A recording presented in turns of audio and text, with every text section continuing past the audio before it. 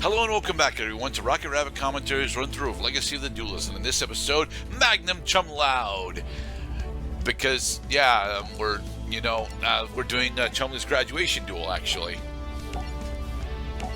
Of course, because it's a duel academy. As in, if you can't duel, then you don't belong here. So Chumley is attempting to get a recommendation from Duel Academy specifically to go work over at Industrial Evolutions so that he can eventually go and make Skyscraper 2 Hero City, which is a significantly worse card than Skyscraper 1. Also, yeah, we're going to be playing as Velian for this, which means that we get access to Ancient Gear Castle. Ancient geared stuff, huh? No! I screwed up the combo. Well, we're taking a different route. You normal summoned a Gemini monster, and Gemini monsters have to be normal summoned a second time. I mean, you have to use your normal summon in order to unlock the Gemini-ness. Yeah, but the only Gemini effect on Ancient Gear Knight is that he becomes an Ancient Gear monster. That's it. Which is cool. It's cool, sure, but they could have, just given him the Ancient Gear stuff and it made him a 1700 monster instead. They could have. Well, when he becomes an Ancient Gear monster, then he gets Gear Towned up, baby. No, Gear Town does not actually increase stats. Damn it. Ancient Gear Frame is actually one of the Neo Ancient Gear pieces, and if I recall correctly, it specifically is supposed to allow us to get into Ancient Gear Golem easier. So if we discard Engineer, we've discarded Engineer in order to grab Golem. Nice. We're one step closer to crushing Chum.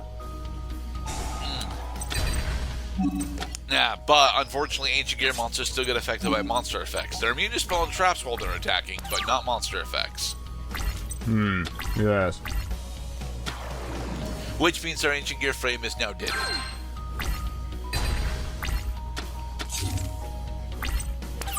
So, here's the question, Mr. Cloud. Do we Gemini summon our Knight? No, we're going to normal summon our Ancient Gear Cannon. Well, we're gonna deal some damage, and we're gonna draw his fire. It's the perfect trap.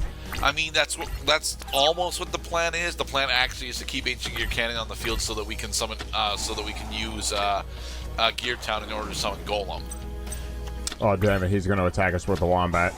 Oh boy, big march. He's marching. Beast Soul Swap. In order to go into another Des Wombat. Whatever that did. Oh, right, because it can attack this turn. Gotcha. I forgot about that stipulation. That's why you put monsters in attack mode on the field by surprise during your battle phase by using cards like Call of the Haunted. So you didn't see that coming.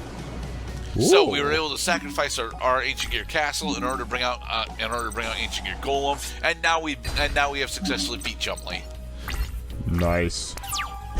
It's fun to be the bad guy. The terrible thing is that Crowler isn't technically a bad guy for most of the series. Like, he's an annoyance, certainly, he's an annoyance specifically against Jaden, for, like, the first half of Season 1. I was told that originally that would have worked. Damn it. What would have worked? You see, by setting a field spell while you already control Gear Town, it's supposed to specifically trigger the destruction effect on Gear Town. But that is not actually how gameplay mechanics work anymore. So anymore. Is it because when you replace a field spell, it's not considered to be destroyed, just sent to the graveyard? Yep. I see. Yeah. Sometimes you gotta tell these players to just cut the crap. Like, it's cool, you found this neat little loophole, the card's working against the creator's intended functions. Y'all just shut up and listen to Konami. Yes, as Crowler mentions here, yeah, Chumley, you, since you've been palling around with Jaden and Cyrus for a while, your dueling skills are actually significantly better. Like, the actual anime version of this fight has got Ayers Rock Sunrise and Beast Soul Swap be an almost lethal combo for Chumley. Almost. Yeah, he brings out Master of Oz, then he uses, in order to run over Ancient Golem, he uses Beast Soul Swap in order to take down, in order to bring it back Big Koala and attack directly with it. Had that attack landed, Crowler likely would have lost. But now it is time for Zane's graduation duel. Time to graduate, baby. And of course, Jaden is the one that actually wins this fight. Classically, he wins this fight using Wild Heart's Cyclone Boomerang, but I think we're more or less just gonna counter Cyber Twin. Actually, he doesn't have Cyber Twin for this fight. Yeah, he's only got Cyber End in his extra deck. Okay, you got Flame Wingman ready. Now, how are we going to support Flame Wingman? By drawing even more cards, of course. I don't know what I want to discard with Graceful Charity, damn it. Probably one of the 3 cards that you draw with its effect and Blade Edge. Why the fuck would I discard Blade Edge? Good, dude, because you already got your game-winning fucking Elemental Dude, Wild Edge is way better than Flame Wingman in this fight. Well, yeah, but you can't get him out. Why not? Because he's a level 7, that's why. Well, there's Future Fusion. All that... Well, okay, well now you can get, now you can start working on Wild Edge. Alright. The reason why I activated Future Fusion here is actually to get Necro Shade into my graveyard. The problem with that being, I don't have Dark Bright in my extra deck yet, and I'm about to be very disappointed that I don't. So seldom do these opponents actually have trap cards ready during the battle phase. Yeah, it's actually mostly because a lot of the time the trap cards that our opponents are actually running are specifically, you know, either disruption or are either light amounts of disruption or if not disruption, then recovery. Because if you'll recall, a lot of trap cards in classic Yu-Gi-Oh are more recovery than they are disruption. Okay, so I think what we're gonna do is we're gonna show Electrum and send 4 elemental heroes that we have no plans on using to the graveyard. The Bubble Man, Clayman, Avion, and Burstinatrix. 3, 4. Okay, we thin the deck. They're in the graveyard now. We're gonna attack for massive damage. 1100's not massive, but it's a decent number. Except then he uses damage polarizer. Damn it! Wait, it negates, but it does not destroy. And we got to draw a card. That actually worked quite a bit in our favor. Yes. All right, so is now the time to activate Graceful Charity? I don't think so, honestly, because I'm still hoping to grab Wildheart. If I can get Wildheart, then if I can get Wildheart very specifically, I'm likely to win off of Wild Edge on its own. Different dimension capsule. This guy's just asking for it. Well, we don't have Harpy's Feather Duster, so holy shit, we actually successfully resolved Future Fusion. Haha! Nice. Come on out, Elemental Hero Electrum! Yay. Now here's the thing, Mr. Cloud. Does that actually bounce the banished card in his banished zone back to his deck? It does. So now his different dimension capsule just whiffs. Well, I mean, it's still going to be destroyed on the second standby phase after activating it. True. With its effect. The problem is because the banished card is no longer in the banished zone that he's not going to get it. Right. There's Cyclone Boomerang. Yay. Okay, now I can use Graceful Charity because I've got a Clayman that I can throw away. Yeah. We decided to throw away Cyclone Boomerang instead. Quite refreshing that Graceful Charity has been on the banned list for like 20 years now, and here we are in a setting where it is a relatively innocuous play because the decks that were designed to use during these historical duels are quite mediocre at best. You see, the cards that let you draw cards are not as valuable when the cards you're drawing are not that great. Right. All right. Flame Wingman to kill whatever this is, which is another Proto Cyber. Is he going to use another damage polarizer? No. Nope. Okay. Okay. He just loses. Go, Elemental Hero Clayman! No, we're not going to attack with Clayman. We're just going to finish it with Electro. I want that to be a team effort. Like, okay, now you hit him. Okay, now you hit him. Okay, now you finish him off. Great job, team.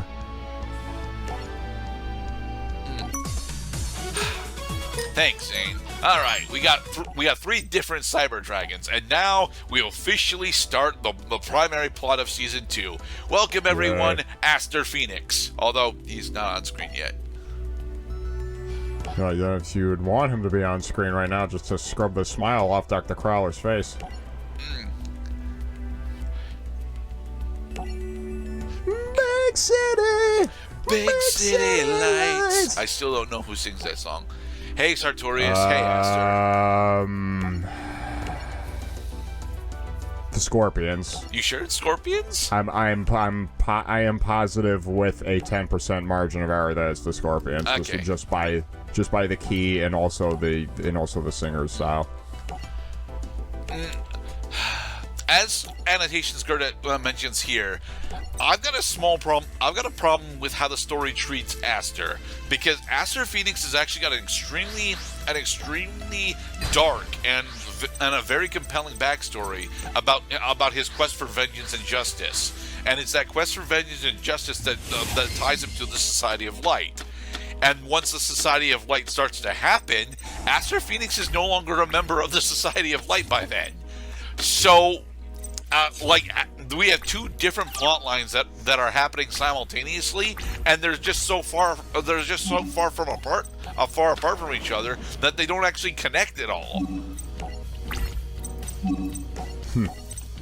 You know, it is funny you talk about the disjointedness of the respective Yu-Gi-Oh arcs when I'm reminded that growing up, when I basically relied on 4Kids and Cartoon Network or whatever network was playing the Yu-Gi-Oh episodes, that a lot of times, like, they'll play the episodes up to the big climactic finish, but then, like, maybe, I don't know, I got stuck doing homework and I couldn't see the episode.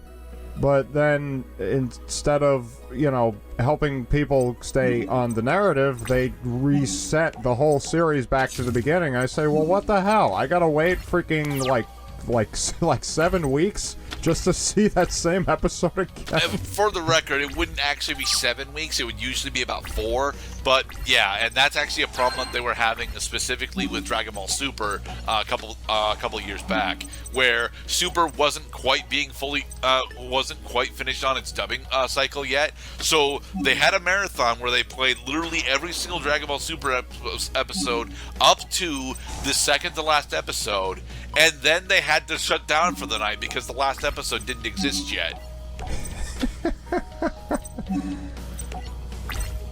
I mean, I get it. It does depend on the people actually getting the product out.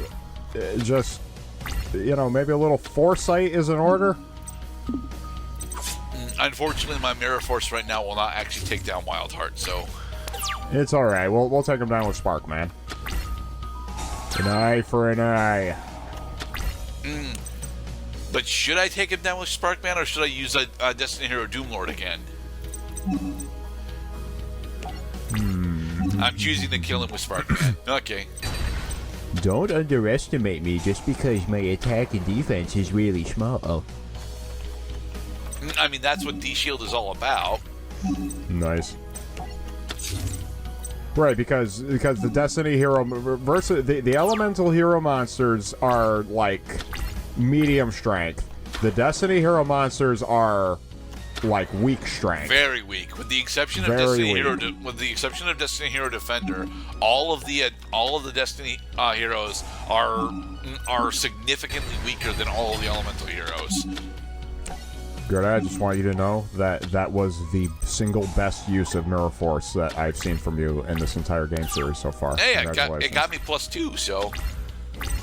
Oh look, it's fucking Captain Tenacious. I fucking hate Captain Tenacious. Captain Tenacious is terrible. Like Captain of who? Captain of the Scrubs? I understand what Captain Tenacious is supposed to be here for. He's very specifically supposed to be here for, hey, we lost, all of our monsters are incredibly weak. Let me use my abilities in order to bring them back to us. And it's like, oh, cool. Why is your stat so low? Well, that's because all of our monsters are incredibly weak. Then why would I bother summoning you? Good question.